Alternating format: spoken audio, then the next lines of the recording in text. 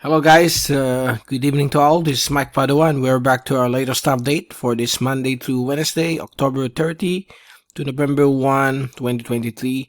And this is our English version brought to you by Typhoon 2000 in partnership with Naga College Foundation, Aboitiz Power, Bank of the Philippine Islands, Avenue Plaza Hotel, the local government of Naga City headed by our Honorable Mayor Nelson Legacion, and our Honorable Congressman Gabi Bordado of the 3rd District of Camarines Sur. And we would like also to promote this Comunidad product, which is the Climate Action Center. It's a suite that you can rely on when it comes to not only typhoons, but also in local weather systems, localized weather conditions, as well as other parameters of weather and climate, including earthquakes and mosquito dengue index is also included in this Climate Action Center. So if you're willing to have an interest or willing to get this product, just visit our website typhoon2000.ph, click on the banner of Comunidad. You will be forwarded to a Google form for you to fill up, and then Mr. Aaron Cavasal of Comunidad will contact you once you submit the Google form, or you can contact him directly at 0976163725 or email him directly at aaron.cavasal@comunidad.co. So that's the Comunidad Climate Action Center.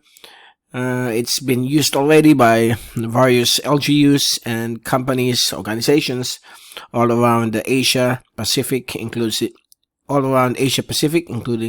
our country. So just take a look, the Comunidad Climate Action Center. So let's begin with our update. It looks like we have some good news with this potential low pressure systems, which could become a tropical depression, which I mentioned during our last video analysis last weekend. But there are some changes in the forecast. Most of the computer models, particularly the European and the American model, are now suggesting this LPA will remain just a low pressure system, or maybe a shallow one or very weak LPA, dissipating as it moves across Bicol region within the next 24 hours, probably by tomorrow until the early morning of November 1st. This system will, its remnants, the remaining cloudiness will just pass over northern Samar and Bicol region, so expect moderate to heavy passing rainfall, which is ranging from 30 to 70 millimeters. So watch out for possible flooding in low-lying areas and landslides in mountainous areas or mountain slope areas, including volcanoes of your respective provinces. So this is 92W being absorbed into the shear line, but it looks like as of the latest, it's nearing 12 midnight of Tuesday, the circulation has begun to increase once again. It's mostly pulsating. The clouds is on and off. After 6 hours, 12 hours, it will dissipate, and then it will try again to reorganize because of the high oceanic heat content near the coastline of Bicol region and Samar provinces. So that's the scenario of 92W. So don't forget to bring your umbrellas if you're willing to, if you're going out of your home, particularly during the last day of October. If you are visiting the cemeteries to pay respects to your loved ones, just don't forget to bring your umbrellas and rain gear. So the northeast monsoon is also combined with the shear line, so it will be sunny to cloudy with some rain showers across the coastal waters or coastal areas of extreme northern and eastern Luzon, from Cagayan Valley down to northern Quezon, southern Quezon included. And then for the next 24 to 48 hours, maybe early morning of November 1st, but it will be mostly more intense tomorrow, October 31st, is this shear line, which has the remnants of this LPA, but the LPA is still fighting to organize, so we expect rainfall activity to increase beginning tomorrow, October 31, Tuesday. So that's the scenario of LPA 92 volume. So that's the scenario of LPA 92W. It's quite good news compared to our last video. So we must think. It will only give ample amounts of rainfall across the agricultural farmlands of Bicol and Eastern Visayas, which is now being affected by a dry spell brought about by the moderate El Nino. So, for example, in Naga, we have only 65 millimeters of rainfall from October 1st until present, October 30th. But last year, we have more than 500 millimeters of rainfall. So, it's very large, the decrease of the rainfall activity. The average rainfall over Naga is around 200 to 300 millimeters for month of October. So you can see the difference there. Okay, and here's the fast animation. You can clearly see here. Early this morning, it's beginning to weaken, but it's again reorganizing here. So we shall see if there's an extreme rapid intensification. But so far, we are going to monitor this. The forecast stands. It will just be a low pressure system, a dissipating low pressure system, or a decaying one as it moves across Bicol region within the next 24 hours. And some of its rainfall will also reach Metro Manila on November 1st. So, folks down there in the metropolis, don't forget to bring your umbrellas and rain gear when visiting the cemetery. Okay? And here's the zoom in satellite animation from windy.com. As you can see, here's now the increasing convective activity. Here's the increasing convection within the circulation of LPA 92W, which is likely to bring heavy rainfall on and off across Bicol region by tomorrow, October 31st. And if we take a look at the infrared, there we go. That's the rain bands of LPA 92W. Somewhat the center is currently here, but we shall see if this will weaken within the next few hours. That's the usual scenario during nighttime when the cloudiness increases. Early in the morning, it will start to decrease. So let's wait and see. But again, these rain bands will begin to affect Bicol region by tomorrow. But there are some thunderstorms already passing across Bicol region, bringing rainfall in most parts of Bicol provinces. Now here's the European model ensemble. So you can see here the almost blotted dark lines of the European model ensemble, courtesy of easterwave.com. As you can see, if you check on the legend, it's more than 1000 HPA. So definitely this is a low pressure system that could bring rainfall across Bicol region and Samar provinces. And we have another one here that is populating as of this time, but we're going to show to you later the 10-day forecast, which is quite alarming for areas like Bicol, Visayas, and Mindanao within the date of November 6 to 10.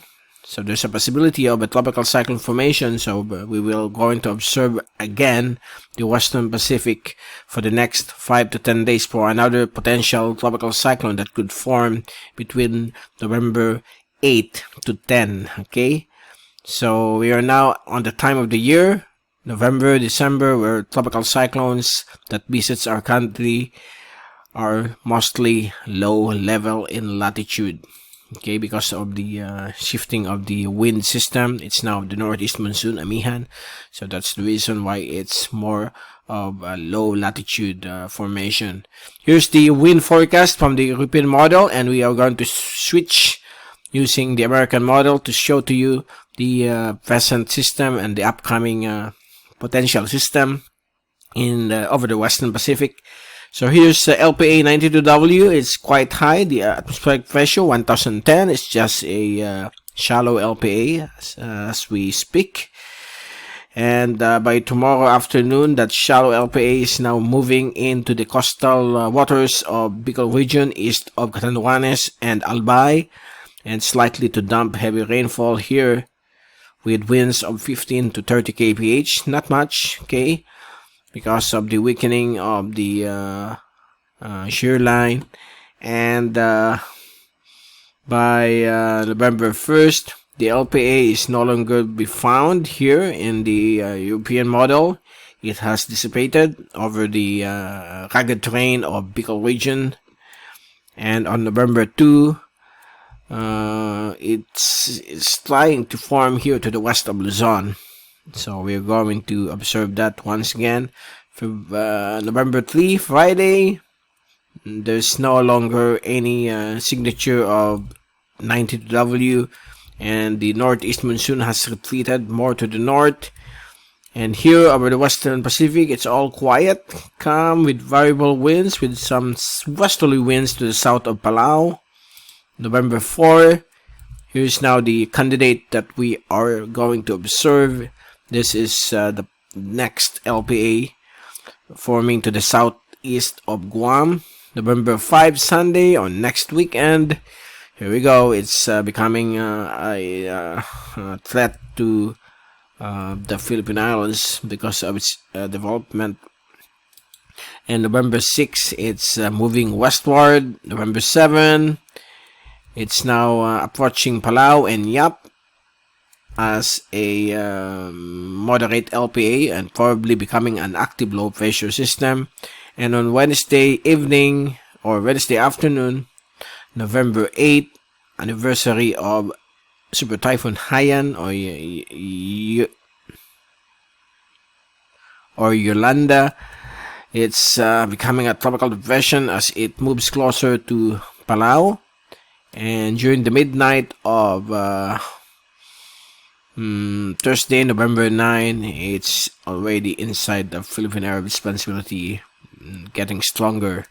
So this is probably a potential threat across these areas. So better prepare, better observe this system in the coming days. Actually, the forecast of the November 6 to 8, it's still 8 to 10 days. So the probability is from 0 to 20%. Okay, so we are going to monitor that. Let's hope that it will be the same with 92W, that this potential system will once again dissipate. So we don't know, okay? It's still early to tell. The uncertainty is very high. Now, if we look on the American model, look at this. There you go. It's forming here. November 4, it will become a tropical storm because of its small size or midget system. Here we go. November 6, it will rapidly move west-southwest, passing to the south of Guam in the evening of Monday. And then Tuesday, November 7, it will be moving away from Guam, becoming a severe tropical storm or a typhoon.